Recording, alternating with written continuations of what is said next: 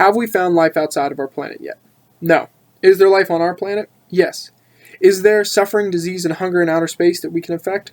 No. Is there disease, hunger, and suffering on this planet that we can change? Absolutely.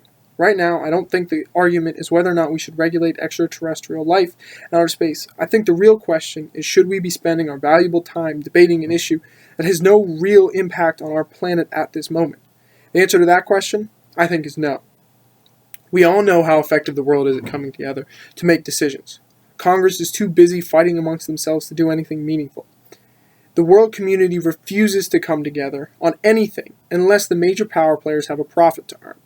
If we as a country cannot come together to make decisions about issues such as healthcare and education, how can the world come together to make a decision about life that, again, may or may not exist?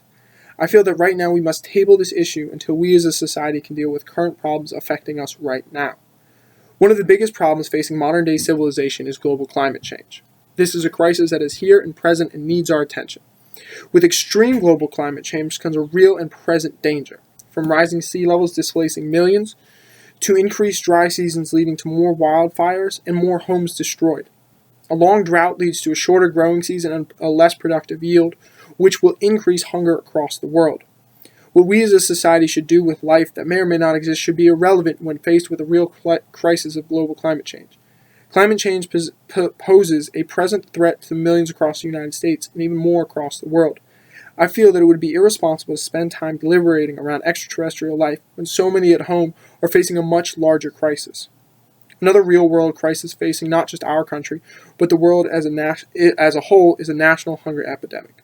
According to mercycorps.org, hunger isn't missing a meal. It's a debilitating crisis that has almost 1 billion people in its grip. According to that same article, 1 in every 8 people goes to bed hungry. Around 842 million people do not have enough food to live an active and healthy life. Hunger is a real crisis facing this world. It's not some theoretical situation. It's a problem that needs immediate attention. Why is it that we as a society feel it's okay to let so many go without basic human rights, while spending time trying to pass legislation regarding something that we can't or haven't found? The final pressing issue is world poverty. According to globalissues.org, almost half of the world, over 3 billion people, live on less than $2.50 a day. So instead of spending time and money developing hypothetical legislation, we should focus on fixing real-world money issues across the globe. Why is it that we allow so many to survive on so little and think that's acceptable in the face of potential life?